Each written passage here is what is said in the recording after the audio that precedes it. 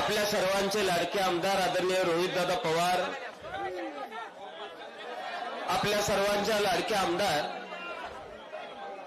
आदरणीय सुमनताई पाटील, अनिताताई सगरे, शंकरदादा पाटील, हनुमंत आप्पा,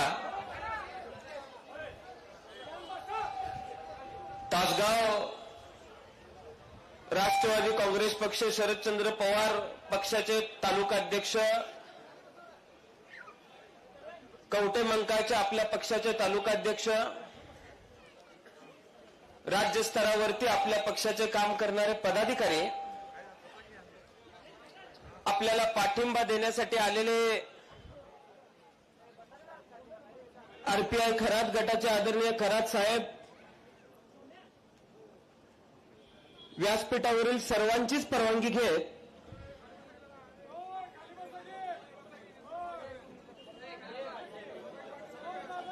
तासगाव व कवटे मंकाळ तालुक्यातील सर्व प्रमुख पदाधिकारी, माझ्या समोर उपस्थित असणारे, मला असणारी सर्व वडीलधारी मंडळी, मोठ्या संख्येने उपस्थित असलेल्या माता भगिनी, माझे सर्व तरुण सहकारी, पत्रकार बंधू आणि भगिनींनो,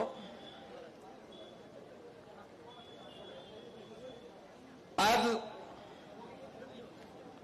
हे व्यासपीठ माझ्यासाठी अत्यंत महत्वाचं व्यासपीठ आहे. किंबहुना माझ्या आयुष्याची नवी सुरुवात म्हणायला हरकत नाही.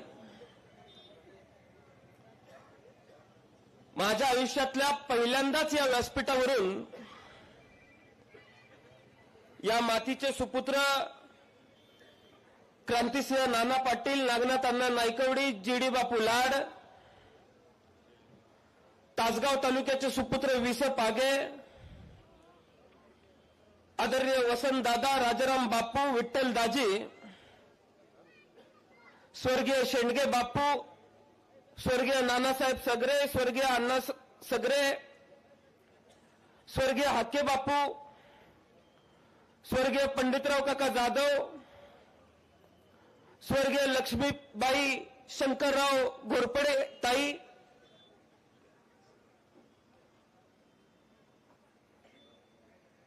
डीएम बापू पाटील, गणपतराव आबा कोळी, दिनकर आबा,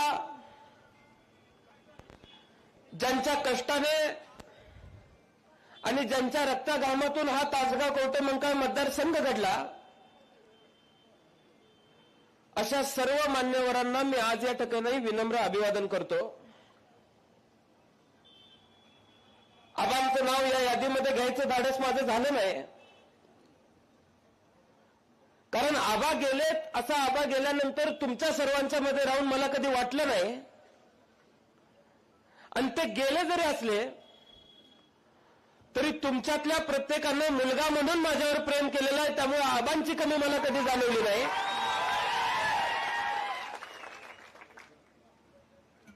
आज मी विधानसभेचा अर्ज भरतोय. उद्या या क्षेत्रामध्ये पुढे जात असताना ज्यांना प्रेरणास्थान आपण मानतोय त्या शिवशाहू फुले आंबेडकरांच्या विचारांची प्रतारणा कधी होणार नाही. अण्णाभाऊ साठेंचं साहित्य लक्षामध्ये घेत, नरवीर उमाजी नाईकांचा शूरपणा लक्षामध्ये घेत, बसवांनांचा विचार लक्षामध्ये घेत, अहिल्या देवींकडून आणि जिजामातांकडून मिळणारी प्रेरणा लक्षामध्ये घेत, उद्या भविष्यामध्ये मी काम करत असताना तुमच्या सर्वांची मान यथकिंचितही खाली जाऊन देणार नाही, याची काळजी मी येणाऱ्या काळामध्ये निश्चितपणे घेईन. रोहितदादा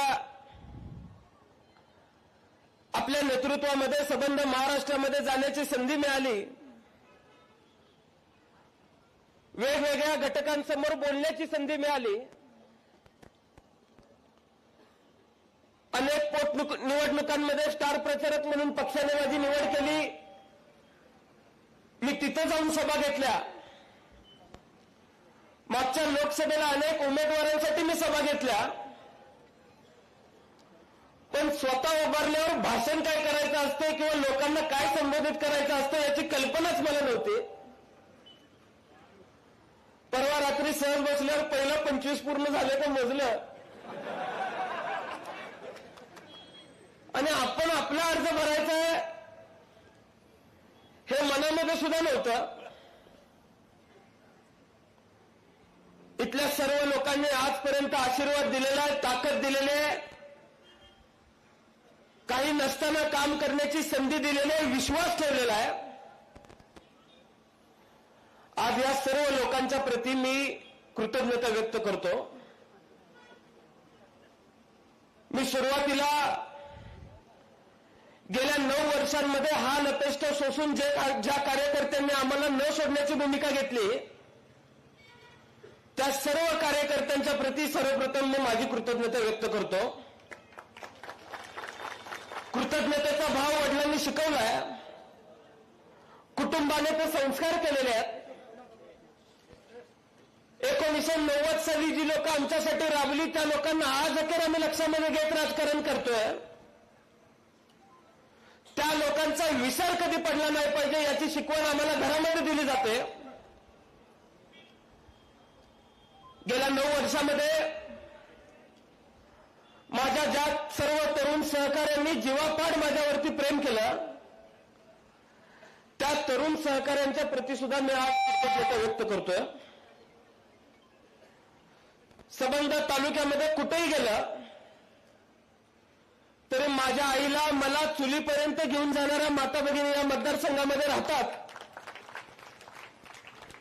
अगदी आपल्या मुलाप्रमाणे प्रेम केलंय. आपलं पोरगं मोठं झालं पाहिजे या भावनेनं आज माता भगिनी बाहेर पडलेल्या आहेत.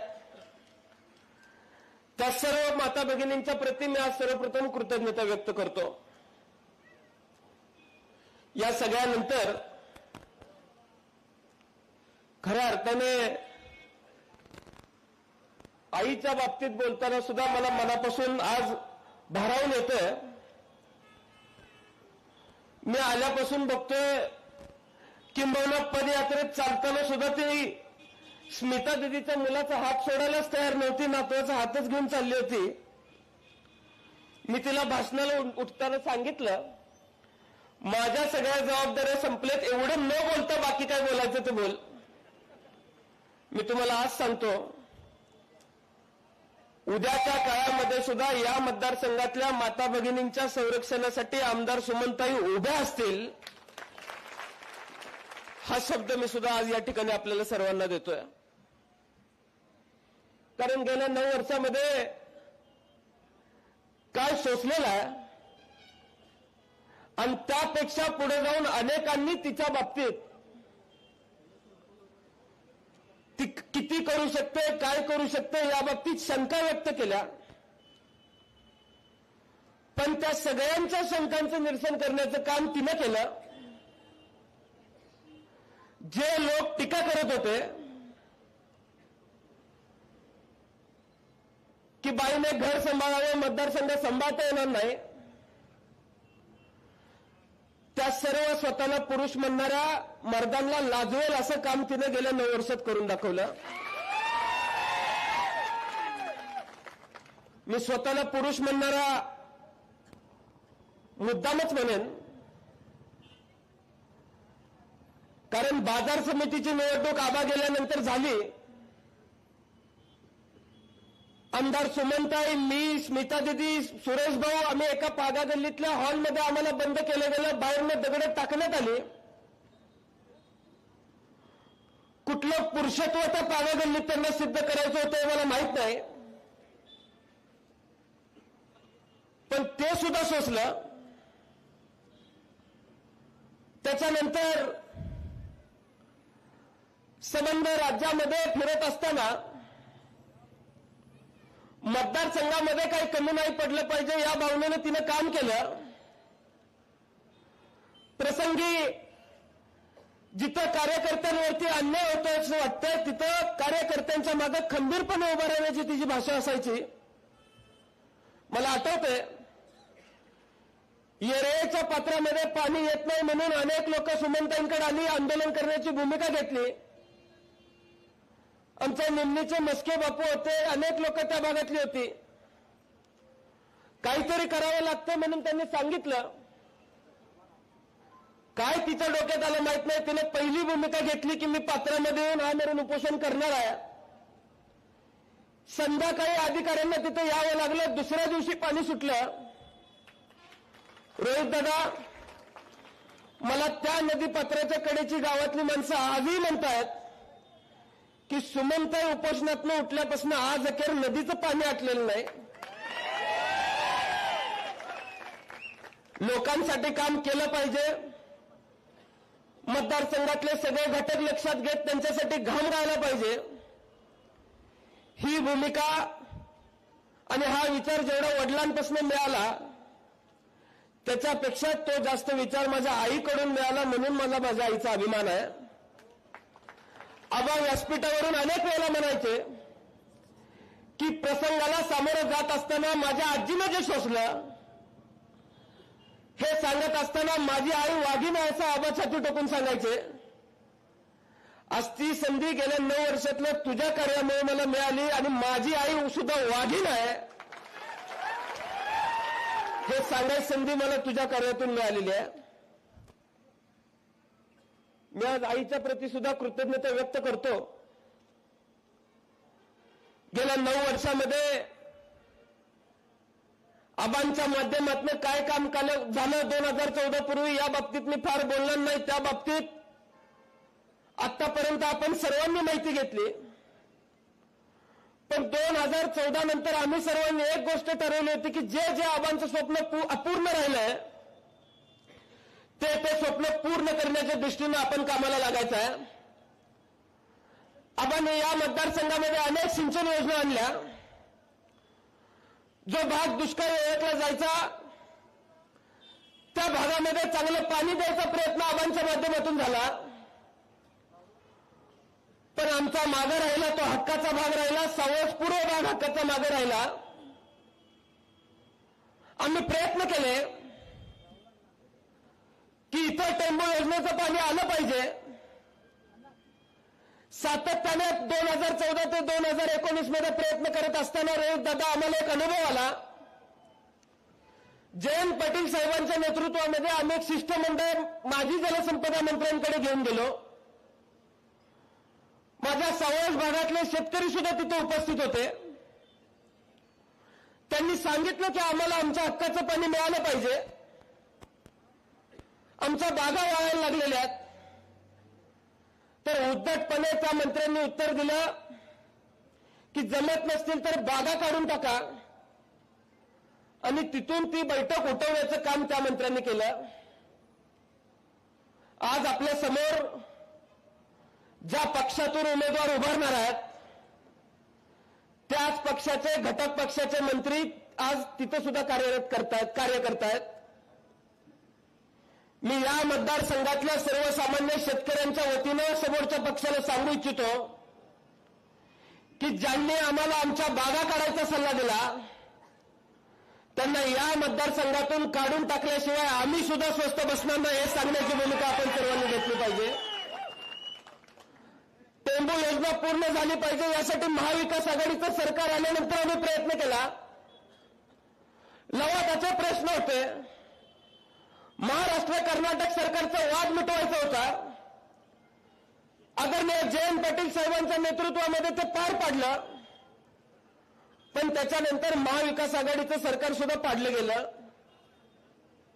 पुन्हा महायुतीचं सरकार आलं. एखाद्या प्रस्तावाला तत्वतः मान्यता मिळाल्यानंतर किती वेळ लागतो. सातत्याने मागणी करून सुद्धा आमच्या प्रस्तावाला मान्यता दिली जात नव्हती, मंजुरी दिली जात नव्हती. यासाठी आम्ही प्रयत्न करत होतो. आम्हाला निर्णय घ्यावा लागला. त्या भागातल्या शेतकऱ्यांसह आमरण उपोषणाला आम्हाला सांगलीमध्ये बसावं लागलं.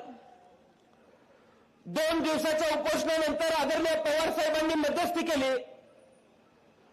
पवार साहेबांनी या राज्याच्या जलसंपदा मंत्र्यांना आम्हाला जोडून दिलं आणि ती मध्यस्थी करत असताना साहेबांनी त्यांना सांगितलं की आज एक विधानसभेचे सदस्य आमरण उपोषणाला बसलेले आहेत आणि असं असताना त्यांचा प्रश्न जर आपण लक्षामध्ये घेतला नाही तर विधानसभेच्या सदस्याचा आपण अपमान करतोय, त्या भागातल्या लोकांचा आपण अपमान करतोय. त्या प्रस्तावाला लगेच मान्यता देण्यात यावी. 1.5 दिवसाच्या आमरण उपोषणानंतर राज्य सरकारला जाग आली. आमच्या 8 टीएमसी पाण्याला मंजुरी द्यायचा प्रयत्न त्यांनी करतो म्हणून सांगितलं. आम्ही प्रयत्न चालणार नाही म्हणून सांगितलं. पत्र मिळाल्यानंतरच आम्ही उठणारी भूमिका आम्ही घेतली आणि 1.5 दिवसाच्या उपोषणानंतर 8 टीएमसी पाणी मंजूर झालं असं जी आर त्यांना काढावा लागला. त्यातलं 1.5 टीएमसी पाणी हे माझ्या मतदारसंघासाठी आरक्षित झालं. टेंबू योजनेमध्ये जी गावं अधिकृतरित्या समाविष्ट व्हायची होती ती सगळी गावं झाली. भागामध्ये येणाऱ्या काळामध्ये पाणी येणार आहे. पाण्याच्या माध्यमातून शेती चांगली होणार आहे. पण नोकऱ्यांचा प्रश्न अनेक ठिकाणी भेडसावणार आहे. संबंध महाराष्ट्रामध्ये अनेक ठिकाणी एमआयडीसीची मागणी होती. पण महाराष्ट्रातल्या 2 रोहितांना एमआयडीसीसाठी इतका संघर्ष करावा लागला. रोहित दादा मला मिळाली तरी तुम्हाला अजून मिळालं नाही. माझी इच्छाच आहे त्या खात्यात तुम्ही बसावं. तुम्ही एकदा का त्या खात्यात बसला 10,000 मुलं या मतदारसंघातली मानेराजुरीच्या माळावरती जर नाही कामाला जाऊन लावून दाखवली तर मी सुद्धा आर पाटलांचा पट्टा म्हणून शब्द देणार नाही. तुम्हाला राज्य पातळीवरच्या अडचणी होत्या म्हणून झालं नाही. मला मात्र इथल्या काही किरकोळ लोकांच्या अडचणी होत्या. त्यांनी घाट घातला होता. आबा एमआयडीसी करत असताना फक्त आबांना श्रेय जातं म्हणून एमआयडीसी होऊन दिली नाही.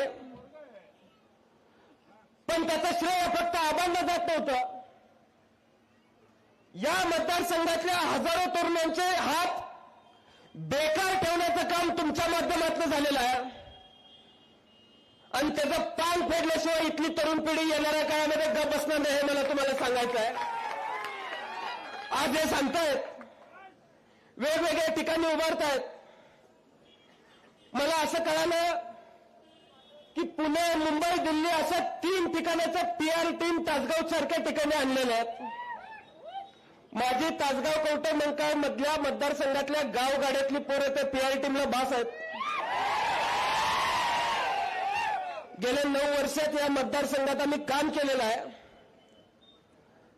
रुग्णसेवा आबांच्या माध्यमातून व्हायची. अनेक लोकांनी इच्छा व्यक्त केली की तुम्ही सुद्धा रुग्णसेवा केली पाहिजे. कोरोनाच्या नंतर आम्ही काम चालू केलं. फक्त 3.5 वर्षामध्ये 5,600 ऑपरेशन गेल्या 3.5 वर्षामध्ये आपल्या मतदारसंघामध्ये झालेले आहेत. तुम्ही जर मला काम करण्याची संधी दिली तर आपल्या मतदारसंघातल्या सिंचनाचा प्रश्न जो काही आपल्याला भेडसावतोय त्याचं नीट टाइम टेबल करून इथल्या शेतकऱ्याला कुठल्याही पद्धतीचा त्रास होणार नाही अशा पद्धतीचं सिंचन योजना मी चालवून दाखवेन. तुम्ही जर मला काम करण्याची संधी दिली तर इथल्या एमआयडीसीच्या बाबतीमध्ये जे प्रश्न, अडचणीचे प्रश्न आपल्या सर्वांसमोर आहेत ती एमआयडीसी मी उभी करून दाखवेन. तुम्ही जर मला काम करण्याची संधी दिली तर इथल्या द्राक्ष उत्पादक शेतकऱ्यांच्या बाबतीत ज्या अडचणी निर्माण झालेल्या आहेत त्यांच्या बाबतीमध्ये विधानसभेमध्ये, लोकसभेमध्ये जो आवाज उठवणं गरजेचं आहे.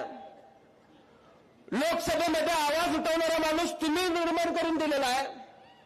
आता विधानसभेमध्ये सुद्धा आवाज उठवणारा माणूस तुम्ही निर्माण करा एवढीच विनंती मला तुम्हाला सर्वांना करायची आहे. या मतदारसंघामध्ये काम करत असताना रोहित दादा एक पद्धत आहे की स्वतः काही काम करायचं नाही, दुसऱ्याने आणलं की मी केलं म्हणून सांगायची पद्धत या मतदारसंघामध्ये जास्त आहे. गेल्या उन्हाळ्यात या मतदारसंघातली लोक सगळ्याच लाईन पूर्ण आहेत, सगळ्या स्कीम पूर्ण आहेत, फक्त पाणी मिळावं म्हणून अपेक्षा धरून होती, आज धरून होते. लोकसभेच्या निवडणुका या मतदारसंघामध्ये चालू होत्या, पण प्रत्येक मळ्यातल्या माणसानं पाणी द्या म्हणून माझ्याकडे आलं पाहिजे म्हणून काही लोकांनी फक्त पाणी अडवून ठेवण्याची भूमिका घेतली. उन्हाळ्यात शेतकऱ्यांचं किती नुकसान झालंय हे इथल्या सर्वसामान्य तरुण शेतकऱ्यांना विचारा. तुम्ही जर मला काम करण्याची संधी दिली तर इथल्या माता भगिनी सुरक्षित राहतील याची हमी मी देईन. तुम्ही सर्वांनी जर मला काम करण्याची संधी दिली तर ज्या पद्धतीनं आबांनी गुंडगिरी हद्दपार करून दाखवली होती त्या पद्धतीने मी सुद्धा यांची गुंडगिरी हद्दपार करून दाखवेन. हा सुद्धा शब्द मी आज या ठिकाणी तुम्हाला देतोय. मी 2019च्या निवडणुकीला अर्ज भरताना अभिमानाने सांगायचो, मला त्यावेळेस दादा 110 कोटी आकडा मोठा वाटायचा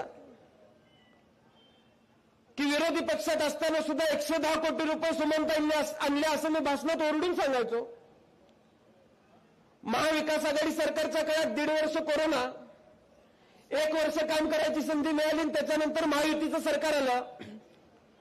फक्त 1.25 वर्षामध्ये 850 कोटीपेक्षा जास्त काम मी या मतदारसंघामध्ये करून दाखवलेलं आहे. महायुतीचं सरकार आलं. सुदैवानं आबांच्या संबंधित काही लोक तिथे होते. मी टेंबूसाठी ज्या पद्धतीने आमरण उपोषण केलं त्या पद्धतीने मला MIDC साठी करावं लागेल. पाण्यासाठी मी सांगलीत केलं, पण MIDC मंजूर करण्यासाठी मला तुमच्या बंगल्याबाहेर आंदोलन उपोषण करावं लागेल, आमरण उपोषण करावं लागेल. अन्यथा मी समुद्रामध्ये त्या ठिकाणी बसून उपोषण करेन असं मी मंत्र्यांना सांगितलं. काही दडपण आम्ही तयार केलं आणि MIDC मंजूर करून घेण्याचं काम या मतदारसंघामध्ये केलं. आज हे सगळं करत असताना 850 कोटीचा आकडा आता आपण सांगितलेला आहे. लोकसभेच्या निकालानंतर महाराष्ट्रामध्ये उद्याच्या काळामध्ये महाविकास आघाडीचं सरकार येणार आहे हे सांगायला कुठल्या ज्योतिषाची गरज नाही. तुम्हाला 850 कोटी हा आकडा सुद्धा छोटा वाटायला लागेल एवढंच मी आज या ठिकाणी तुम्हाला सांगतो. रोहित दादांनी महाविकास आघाडीचं सरकार असताना 3000 कोटींची कामं कर्जत जामखेडला केली असं मला ऐकायला मिळाले. पुढच्या काळामध्ये कर्जत जामखेड बरोबर तासगाव कवठे मंकाळचं नाव सुद्धा मी निश्चितपणाने यादीमध्ये येईल याची खात्री मी घेईन. अनेक वर्ष तासगावचा रिंग रोड पूर्ण व्हावा अशी मागणी होती. आबांनी रिंग रोड मंजूर केला त्यावेळेस हेच लोक आडवे पडले, पण परत सरकार आलं त्यावेळेस ज्या शेतकऱ्यांना यांनी फसवून माघार घ्यायला लावली होती त्या शेतकऱ्यांना विनंती करत बसले. त्या शेतकऱ्यांनी मान्य केलं नाही. थोडंफार आमच्या त्या लक्षामध्ये आल्यानंतर मी गडकरी साहेबांना विनंती केली. रोहित दादा मी दिल्लीला 17 वेळेला गेलो. 17 वेळेला गेलेल्याची 17 वेळेला आलेल्याची तिकीट सुद्धा मी काढून ठेवलेत पुरावा म्हणून. मला इच्छाच आहे यांनी यावं रिंग रोडवरती काहीतरी बोलावं. रिंग रोड मंजूर झाला. विटात गडकरी साहेब म्हणले इथल्या स्थानिक आमदारांनी रिंग रोडसाठी प्रयत्न केलाय,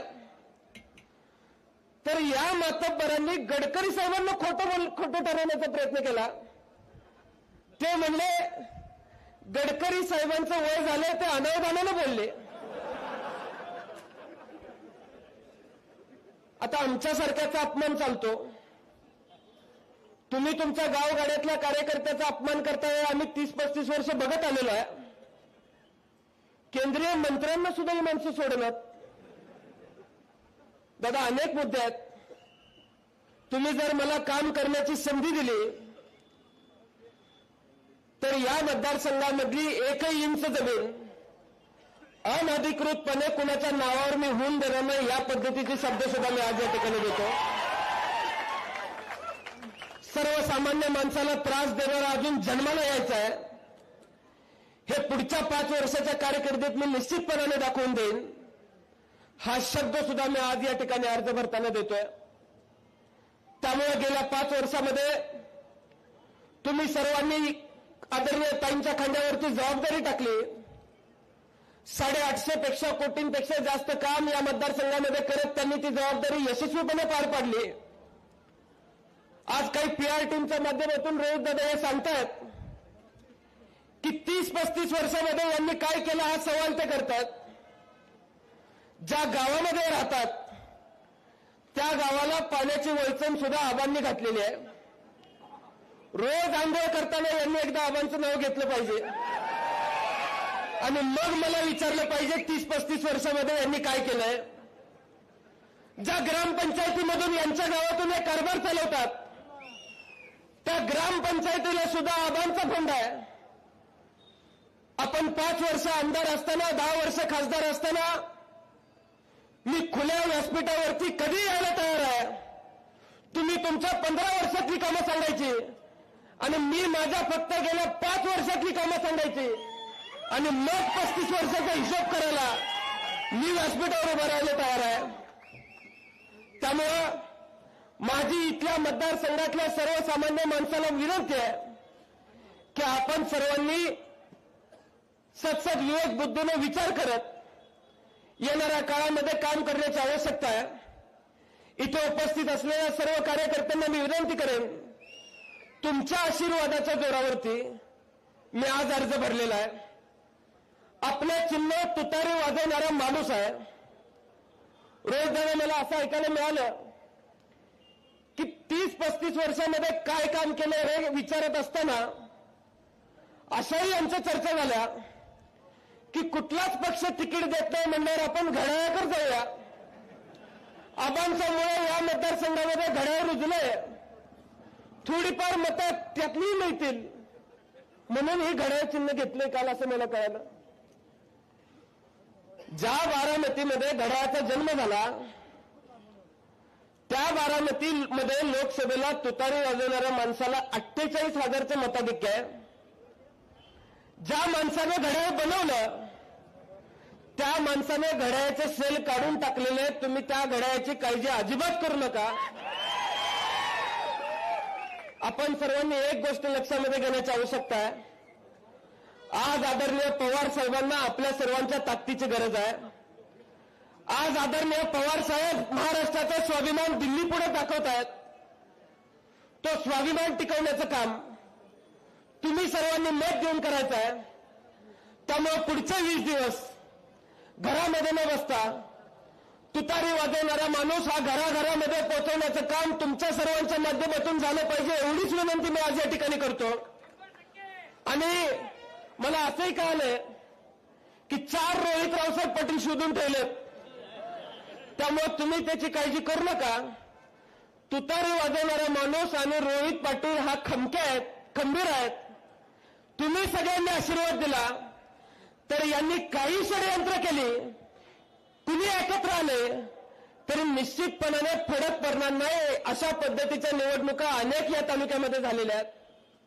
त्यामुळे आजपर्यंत आबांचं राजकारण सर्वसामान्य माणसांच्या जोरावरती होतं. या पुढच्या काळात माझं राजकारण सुद्धा सर्वसामान्यांच्या आशीर्वादावरतीच चालणार आहे हे मी आज या ठिकाणी सांगू इच्छितो. त्यामुळं आपण सर्वांनी निर्धार करण्याची आवश्यकता आहे. घराघरामध्ये तुतारी वाजवणारा माणूस पोचवायचा आहे, घराघरामध्ये आपला उमेदवार पोचवायचा आहे आणि 23 तारखेला घराघरातला माणूस बाहेर काढून गुलाल उधळायचा आहे, भंडारा उधळायचा आहे. त्यामुळं आपल्या सर्वांच्या वरती विश्वास ठेवत आम्ही सर्वजण निश्चिंत आहोत. महाराष्ट्राच्या आणि तासगाव कवठे मंकाळच्या घराघरामध्ये आबांचा विचार पोहोचवण्यासाठी आबांचे मावळे सज्ज आहेत. हे येणाऱ्या 20 दिवसामध्ये आपण दाखवून देऊया. आणि आज आपण हा अर्ज भरण्यासाठी मोठ्या संख्येने इथे उपस्थित राहिलात त्याबद्दल मी मनापासून आपल्या सर्वांचे आभार मानतो आणि माझे 2 शब्द संपवतो. जय हिंद, जय महाराष्ट्र, जय राष्ट्रवादी. धन्यवाद.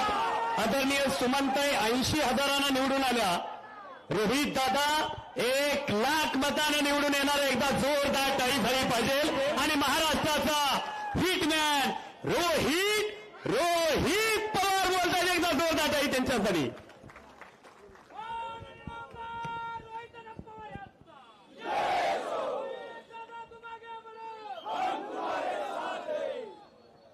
भूक लागली का?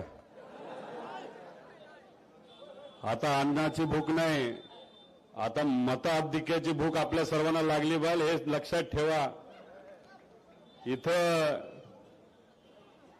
तासगाव कवठे महांकाळ विधानसभा मतदारसंघ इथं होणारी जी निवडणूक आहे आणि या निवडणुकीची चर्चा अख्ख्या महाराष्ट्रामध्ये आहे. या निवडणुकीमध्ये आपल्याकडनं आपल्या विचाराचे व माझे मित्र रोहित आराराबा पाटील हे उभे आहेत आणि त्यांचा प्रचाराचा फॉर्म तुमच्या सर्वांच्या आशीर्वादाने, तुमच्या सगळ्यांच्या उपस्थितीमध्ये आज इथं आपण सर्वांनी मिळून भरला. आणि या कार्यक्रमासाठी उपस्थित असणाऱ्या आई समान सुमनताई पाटील, उपस्थित असणाऱ्या अनिताताई सगरे ताईंना इथं मला आश्वासित करायचंय, ताई फक्त महिनाभर आपल्याला थांबायचंय आणि महिन्यानंतर तुमचा कारखाना, तुमच्या शेतकऱ्यांचा कारखाना हा आपल्याला चालू करून दाखवायचा. या ठिकाणी आम्ही सर्वजण सांगतो. आवर्जून इथं उपस्थित असणारे आरपीआय खरात गटाचे पक्षाचे श्री सचिनजी खरात, सुरेश भाऊ पाटील, स्मिता दीदी, हनुमंतरावजी देसाई, शंकरदादा पाटील, विश्वासदादा पाटील, संजयजी पाटील, पण आपल्या विचाराचे संजय भाऊ पाटील, शंतनुभाऊ सगरे, हर्षवर्धन प्रतीकभाऊ पाटील, युवासदादा पाटील, संजयजी हजारे, उपस्थित असणारे सर्व मान्यवर, सर्व पक्षाचे पदाधिकारी, काँग्रेसचे पदाधिकारी, शिवसेना उद्धव ठाकरे साहेबांच्या पक्षाचे पदाधिकारी, सर्व मित्र पक्षाचे पदाधिकारी, सामाजिक कार्यकर्ते, आपल्या पक्षाचे कार्यकर्ते, पदाधिकारी, पत्रकार, उपस्थित असणारे सर्व स्वाभिमानी नागरिक. घड्याळामध्ये किती वाजलेत?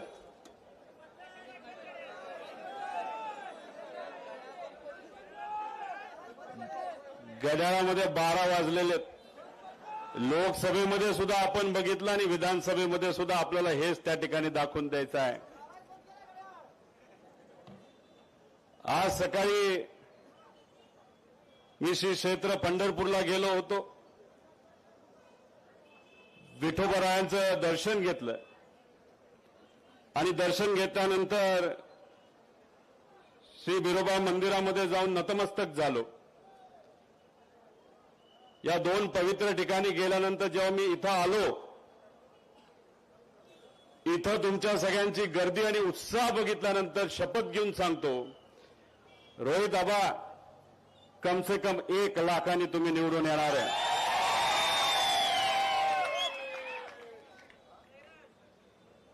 नेहमी नेहमी मी आराबाबांना भेटायचो, चर्चा करायचो.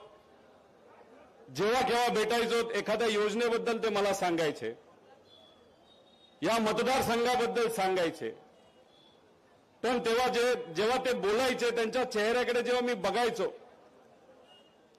त्यांच्या चेहऱ्यावर, त्यांच्या कृतीमधून मला काय दिसत असेल ते फक्त निष्ठा दिसायचे. आदरणीय पवार साहेबांवर त्यांनी खूप प्रेम केलं आणि पवार साहेबांनी सुद्धा आराबाबांवर खूप मनापासून प्रेम केलं. सामान्य कार्यकर्त्याला संधी दिल्यानंतर तो सामान्य कार्यकर्ता काय करू शकतो हे जर या महाराष्ट्राला, देशाला कोणी दाखवून दिलं असेल तर ते आपल्या आराबाबांनी दाखवून दिलेलं आहे. आदरणीय पवार साहेबांचं या भूमीवर, या मतदारसंघावर प्रेम हे पूर्वीपासून राहिलेलं आहे. पण या ठिकाणी या व्यासपीठावर आपल्या सर्वांना सांगतो की रोहित आबा या ठिकाणी उभे आहेत. त्यामुळे या मतदारसंघाचं पालकत्व कुणी घेतलं असेल तर आदरणीय पवार साहेबांनी घेतलेलं आहे.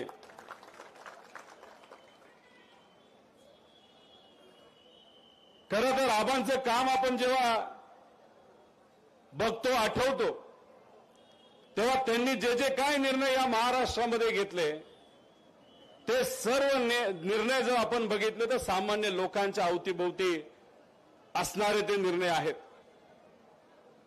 खरं तर निर्णय घेत असताना अनेक वेळा आपल्यावर दबाव येतो.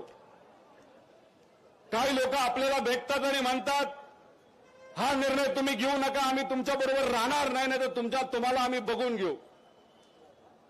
पण आराराबा इतके धाडसी होते आणि फक्त सामान्य लोकांचा ते विचार करायचे म्हणून त्यांनी अनेक मोठे मोठे निर्णय तिथे घेतले. त्या निर्णयामध्ये सावकारीच्या विरोधात निर्णय जो त्यांनी त्यावेळेस घेतला त्याची आठवण आजपर्यंत सामान्य लोक करतात, हे आपण सगळ्यांनी तिथं बघितलेलं आहे. डान्स बारवर बंदी करणं याला सुद्धा धाडस लागतं. जेव्हा तो निर्णय त्यांनी घेतला त्यावेळेस त्यांना अनेक फोन आले, अंडरवर्ल्डचे पण फोन आले. सांगितलं आमचे सगळे व्यवसाय हे डान्स बार आणि त्याच्या निगडीत आहेत, तुमच्याकडे आणि तुमच्या कुटुंबाकडे आम्ही बघून घेतो. एखादा लेचापेचा व्यक्ती असला असता तर त्यांनी काय केलं असतं की लगेच निर्णय बदलला असता. पण या पवित्र भूमीमध्ये जन्मलेला आपला आराराबा कोणाचाही फोन आला तरी त्यांनी तो निर्णय मागे घेतला नाही. ते घाबरले नाहीत. नाही तर आत्ताचे गृहमंत्री म्हणजे काय निर्णय घेतात, कशा पद्धतीने काम करतात हे कोणालाच काही कळत नाही. ते गृहमंत्री झाल्यापासून आपल्या या राज्यामध्ये चोऱ्या वाढल्यात, महिलांवरचे अत्याचार वाढलेत, गुंडागर्दी मोठ्या प्रमाणात तिथं वाढलेली आहे. खरं तर म्हणायचं झालं तर आजच्या युगातले महाराष्ट्राचे धृतराष्ट्र हे कोण असेल तर ते देवेंद्र फडणवीस साहेब आहेत. त्यांच्या डोळ्यावर गुजरातची पट्टी आहे. फक्त गुजरातच्या नेत्यांना खुश करण्यासाठी न त्यांच्या मंत्रालयावर त्यांचं लक्ष आहे, न पोलीस प्रशासनावर लक्ष आहे, न या महाराष्ट्रावर लक्ष आहे. अहो, दडपशाही इतकी मोठ्या प्रमाणात या महाराष्ट्रामध्ये वाढली आहे. तुमच्या मतदारसंघामध्ये सुद्धा मला कळतं दडपशाही आहे. मोबाईलवर स्टेटस ठेवलं तरी फोन येतो का नाही येत? जर एखाद्या सभेमध्ये आपल्यातले काही लोक गेली तर त्यांचे कार्यकर्ते येतात आणि धमकी देतात की बघतोच. अहो, काय बघता? लोकसभेमध्ये इथं असणाऱ्या स्वाभिमानी लोकांनीच तुमच्याकडे लोकशाहीच्या माध्यमातून बघितलेलं आहे आणि हे सत्र लोकशाही पुरतं नाही तर विधानसभेमध्ये सुद्धा जाणार आहे आणि लोक इथं आपल्या रोहित आबाबरोबर प्रामाणिकपणे तिथं उभे राहणार आहेत. मी सर्व कार्यकर्त्यांना, नागरिकांना इथं विचारतो की पुढून धमक्या दिल्या जातील, गुंड घरी पाठवले जातील, बघतोच दाखवतोच असं म्हणलं जाईल, मग आपण शांत बसणार का? अरे भूक लागली मला माहिती, पण मी इथं असणाऱ्या स्वाभिमानी लोकांना विचारतोय, ही लेचेपेची जी दडपशाही काही लोक इथं करतायत ती आपण सहन करणार का? मग भक्कमपणे आपल्या रोहित आबा बरोबर तुम्ही सर्वजण राहणार का? अरे बाबांनो, आवाज इतका मोठ्या प्रमाणात जाऊ दे, दिल्लीला जाऊ दे, मुंबईलाही जाऊ दे, हात वर करून सांगा, रोहित आबा आप आगे बढ़ो, हम तुम्हारे साथ हैं.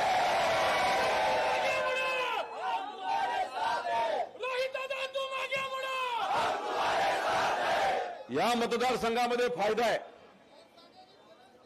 रोहित दादा आगे बढ़ो म्हणलं तर मी खुश आणि रोहित आबा सुद्धा खुश.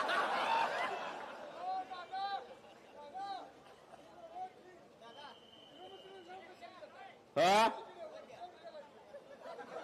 सगळ्यांनाच घरी पाठवायचं, नका काळजी करू तुम्ही.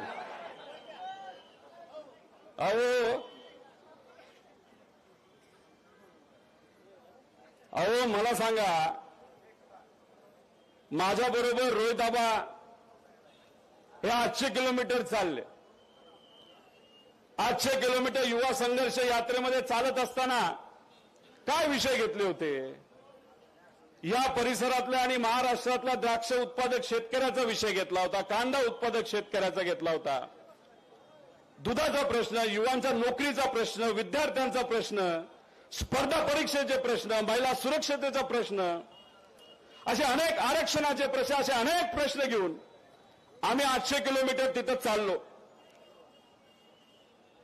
दिवसा आम्ही 8-8 तास चालायचो, थकलेलो असायचो, तरी सुद्धा तुमचे हे भावी आमदार रोहित आबा हे थांबतच नसायचे. अहो, माझा मतदारसंघ असा, माझा तो कार्यकर्ता तसा.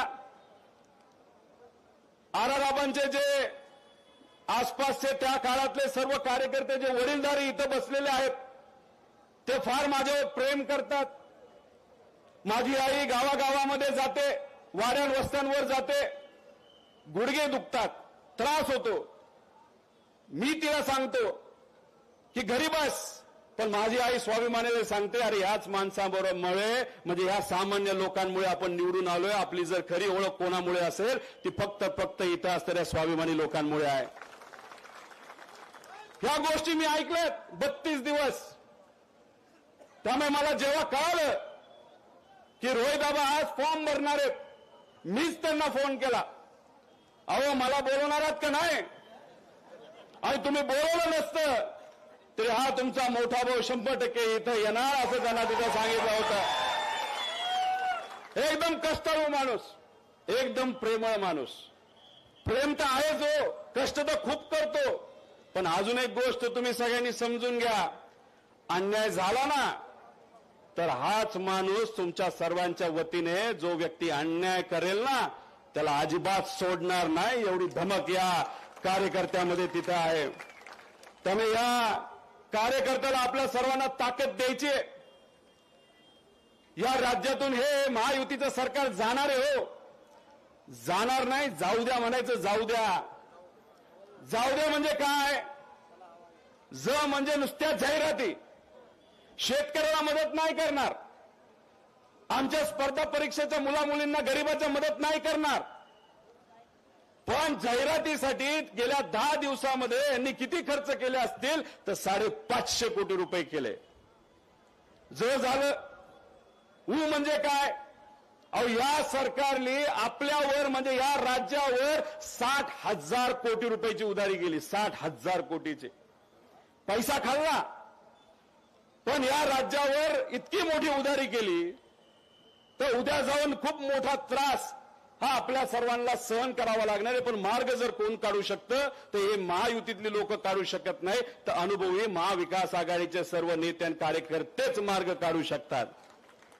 द्या. तुम्हाला प्रश्न पडला असेल, द्या म्हणजे काय? शेवटचं देव म्हणजे काय? तर दलाली.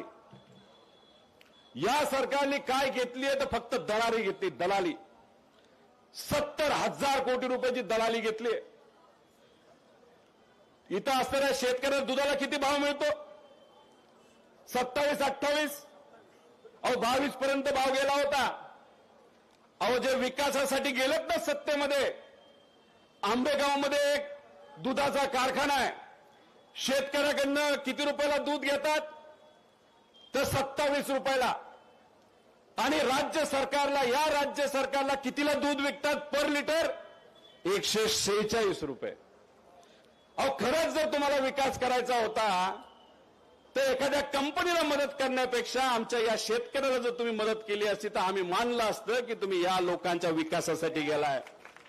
पण हे लोक स्वतःच्या विकासासाठी गेलेले आहेत, त्यांना फक्त स्वतःचं पडले. मला माहित नाही तुमच्या मतदारसंघामध्ये कशी परिस्थिती आहे.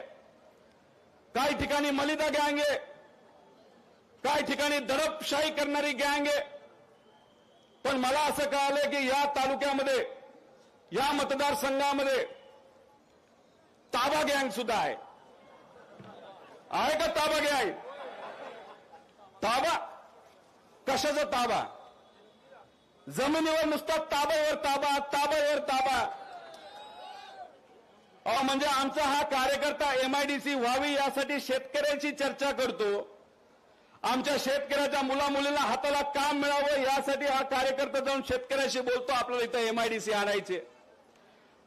आपल्या या परिसरामध्ये रिंग रोडची जरूरत असताना त्या शेतकऱ्याला विश्वासात घेतल्याशिवाय रिंग रोड झाला नाही पाहिजे आणि होत असेल तर शेतकऱ्याला विश्वासात घेऊन तो झाला पण पाहिजे. यासाठी जर कोण प्रयत्न करत असेल तर हा आपला माणूस तिथं प्रयत्न करतो. आणि हे महाशय यांच्या विरोधात जे उभे राहणार आहेत ते काय करतात तर फक्त ताबा ताबा ताबा ताबा. आपल्याला काय करायचंय तर आपल्याला येत्या काळामध्ये लोकशाहीच्या माध्यमातून या विधानसभेमध्ये आपल्याला ताबा घ्यायचा आहे. पण तो कशाचा? प्रेमाचा. पण तो कसा घ्यायचा आहे तर आपल्या या रोहित आबाला 1,00,000 लीडली निवडून द्यायचंय. मगाशी कुणीतरी सांगितलं बारामतीशी तुलना केली. बारामतीशी तुलना करू नका, माझ्या कर्जत जामखेडची तुलना करा.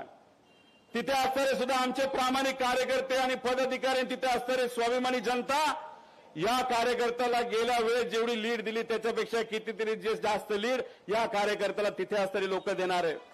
म्हणून मी तुम्हा सर्वांना विचारतो, कर्जत जामखेडचे स्वाभिमानी लोक या महाराष्ट्रामध्ये मी फिरत असताना सुद्धा मला लीड ही खूप मोठी देणार आहे. मी तुम्हाला सगळ्यांना इथं प्रेमाने चॅलेंज करतो, आहे का आपल्या सर्वांमध्ये ताकद कर्जत जामखेडचं रेकॉर्ड तोडण्याचं? एकदा हात वर करून सांगा, हे रोहित दादा तुमच्यापेक्षा लीड जास्त लीड आमच्या रोहित आबाची असेल. आहे ना? ठरलं का? मग तुम्ही ठरवलं असेल तर काहीच अडचण नाही. पण तुम्हाला धमक्या येतील हो. काय करेक्ट कार्यक्रम करणार ना? करावाच लागतोय. लोकसभेला केलाच आहे तुम्ही.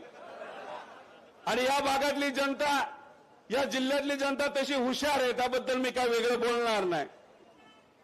पण तुम्हाला एक सांगतो, पैसा लय येणार आहे, पैसा आपल्या विरोधात. आता मला माहित नाही मोठेवाले उभे राहतात का छोटेवाले उभे राहतात, पण आजची गर्दी दिसल्यानंतर, आजची गर्दी आणि तुमचा उत्साह बघितल्यानंतर एक सांगतो, छोटेवाले उभे राहत नाही, मोठेवालेच उभे राहणार.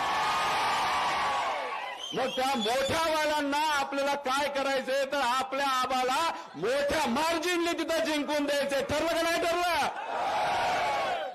पैसा इतका मोठा येणार आहे. काल परवाच पाऊस झाला तुम्ही बघितला. खेड शिवापूरला काय ते डोंगर, काय ते झाडी, काय ती गाडी, काय ते पैसे, एकदम ओकेच ओके. 5 कोटी रुपये सापडले. पण किती घेऊन चालले होते? 30 ते 40 कोटी रुपये. जो व्हिडिओ काढला ना डोंगरवाला, तो त्यांचा कार्यकर्ता, त्याचं सुद्धा नाव त्याच्यामध्ये लिहिलेलं आहे.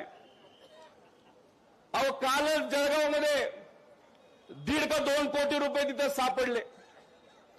इतका पैसा खाल्ला यांनी, इतका पैसा खाल्लाय, त्याच्यातून 2-3% सुद्धा यांनी खर्च केलं तर या महाराष्ट्रामध्ये महायुतीकडनं 3 ते 4 हजार कोटी रुपये खर्च केले जाणार आहेत. मला माहित नाही आता हे जे मोठेवाले आहेत ते पार्टी कुठली घेणार आहेत, पण कळलंय घड्याळ काल परवाच घातलं का आज घातलं. म्हणजे बघा ना काय खेळ. ज्या पार्टीला उमेदवार मिळत नाही आणि ज्या उमेदवाराला पार्टी मिळत नाही, अशा 2 लोकांचा संगम झालेला आहे.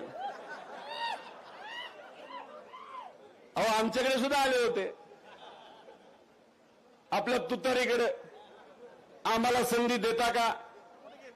पवार साहेबांनी सांगितलं हा प्रश्न तुम्ही कसा करू शकता, कारण का संधी इथं कोणाला दिली जाणार आहे? फक्त आणि फक्त एक व्यक्ती आहे, आपले रोहित आबा आहेत.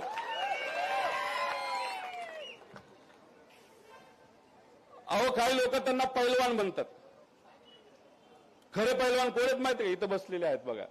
मगाशी एखादा पैलवान कविता करू शकतो, नाही तर डायलॉग मारू शकतो. मी आजच बघितलं. कुठे ते अहो खरा पैलवान कोण असतो माहितीये का?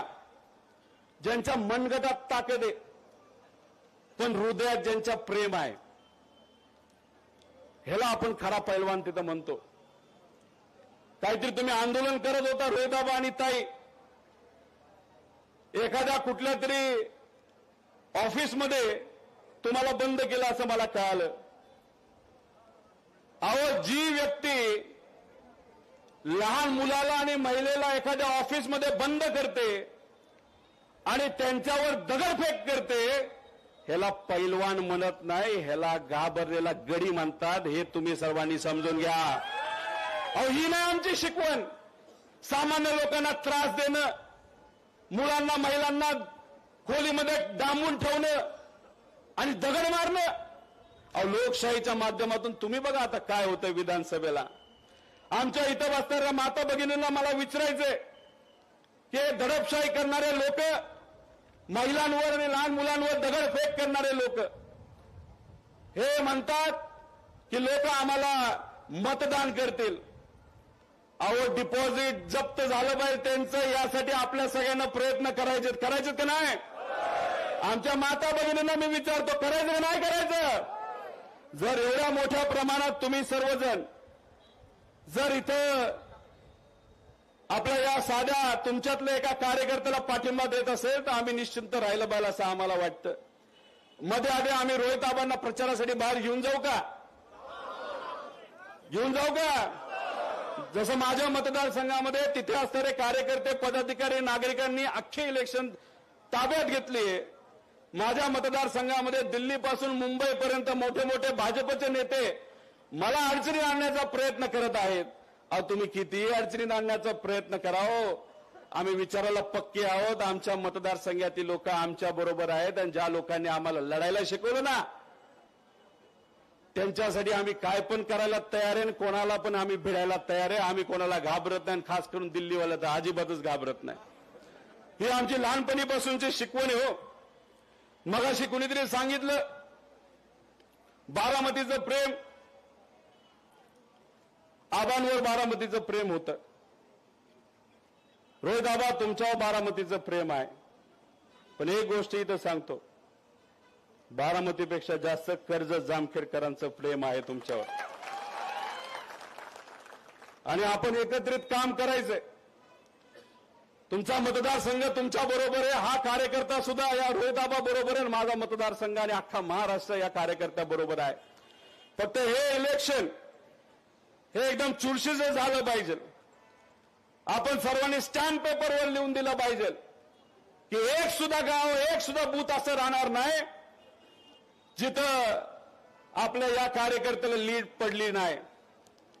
आणि असं जर आपण सर्वांनी काम केलं तर 100% तुम्हाला सांगतो की आपला हा कार्यकर्ता 1 लाखाली तिथं निवडून येईल. अहो काकाला वाटलं हा बच्चा आहे,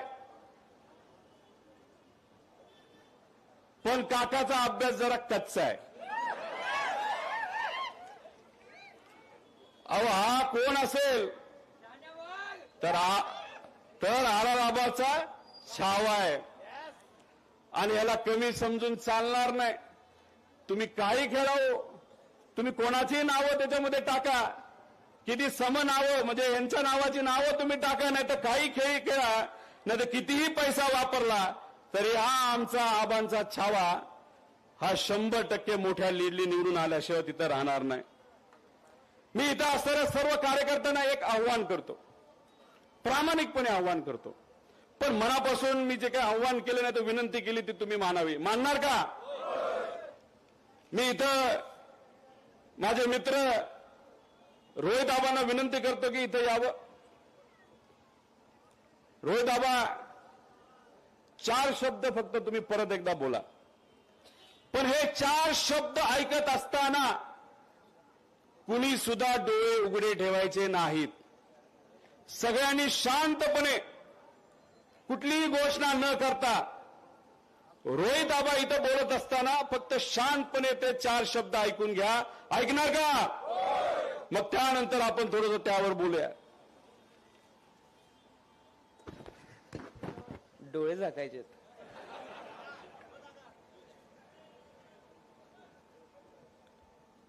आज आपल्या सर्वांच्या आशीर्वादाने मी विधानसभेसाठी अर्ज भरलेला आहे. उद्याच्या 20 दिवसामध्ये आपल्या सर्वांचं बळ, प्रेम, कष्ट जर मला मिळालं तर हा तासगाव आणि कवठेमंकाळ तालुका आबांच्या स्वप्नातला तालुका मी पूर्ण केल्याशिवाय स्वस्थ बसणार नाही.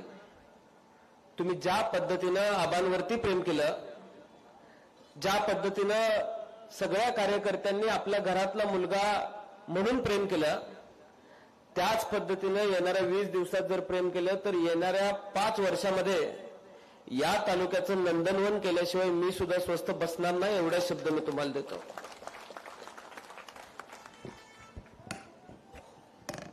दादा रोहितराव बोलत असताना तुम्ही सगळ्यांनी तुमचे डोळे बंद केले. कोणाचा चेहरा तुमच्या डोळ्यासमोर आला? कोणाचा आला? देवाने महाराष्ट्राचे आपले लाडके आबा आपल्यापासून हिरावून घेतले असले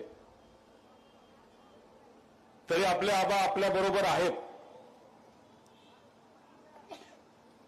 खरं तर आबा गेल्यापासून आपला हा महाराष्ट्र पोरका झालाय. त्यांची व्यक्तिगत कमी हे आपल्या सर्वांना जाणवते. तुम्ही पण या मतदारसंघामध्ये फिरत असताना जेव्हा केव्हा आबांनी बांधलेल्या एखाद्या बिल्डिंगकडे बघता, एखाद्या स्मारकाकडे बघता, त्यांच्या घरी जाता, तेव्हा तुम्हाला आपले लाडके आबा आठवतात. त्यांनी घेतलेला निर्णय हा आपल्या सर्वांना आठवतो. आणि फक्त तुम्हालाच नाही तर पवार साहेबांपासून सगळ्या नेत्यांना सुद्धा आबांची आठवण आज आल्याशिवाय राहत नाही. मी आपल्या सर्वांना विनंती करणार आहे. खरं तर मी विनंती नाही करणार तर मी मागणी करणार आहे. ती माझी मागणी आणि या महाराष्ट्राची मागणी तुम्ही सर्वजण पूर्ण करणार का? मला हात वर करून सांगा. महाराष्ट्राच्या वतीने मी बोलतोय. महाराष्ट्राच्या वतीने हा कार्यकर्ता तुमच्या सर्वांसमोर एक विनंती आणि मागणी करत आहे. ती तुम्ही सर्वजण पुढे करणार का? 100% पूर्ण करणार का? मी तुम्हाला विनंती करतो की या महाराष्ट्राला पुन्हा एकदा तुम्ही आबाला द्यावं आणि त्या आबाला रोहितच्या माध्यमातून या महाराष्ट्राला द्यावं, ही आमच्या सगळ्यांची विनंती आहे. हे खूप मोठं कार्य आहे आणि यासाठी आपल्या सर्वांना खूप मनापासून लढावं लागेल. सगळेच म्हणतात लीड चांगली राहणार आहे, पण एका मतासाठी आपल्या सर्वांना लढायला लागणार आहे. तुमचे नातेवाईक असतील, मित्रपरिवार असेल, जे काही जण थोडे नाराज असतील त्यांच्याकडे तुम्ही जावा. प्रत्येक बूथवर तुम्ही डोळ्यात तेल घालून लक्ष ठेवा. जर एखाद्या कार्यकर्त्याला अडचणीत आणण्याचा प्रयत्न जर कुणी करत असेल तर 100-200 लोक त्या कार्यकर्त्याच्या पाठीमागे उभे राहिले पाहिजे. तो कार्यकर्ता कुठल्याही समाजाचा असू द्या, तो फक्त आपल्या विचाराचा आहे आणि विचार टिकवण्यासाठी प्रत्येक कार्यकर्त्याच्या पाठीमागे आपल्याला भक्कमपणे तिथं उभं राहायचंय. आणि अशी विनंती या ठिकाणी मी आपल्या सर्वांना करतो. काही वर्षांपूर्वी एक इलेक्शन झालं होतं. त्या इलेक्शनमध्ये रोहित आबांनी काय सांगितलं होतं, त्यावेळेस त्यांचं काय वय होतं? 23 वय होतं. त्यांनी काय सांगितलं होतं? वयाच्या 23व्या वर्षी ही लढाई आम्ही सर्वांनी जिंकली, पण वयाच्या 25व्या वर्षी काय करायचंय? काय करायचंय?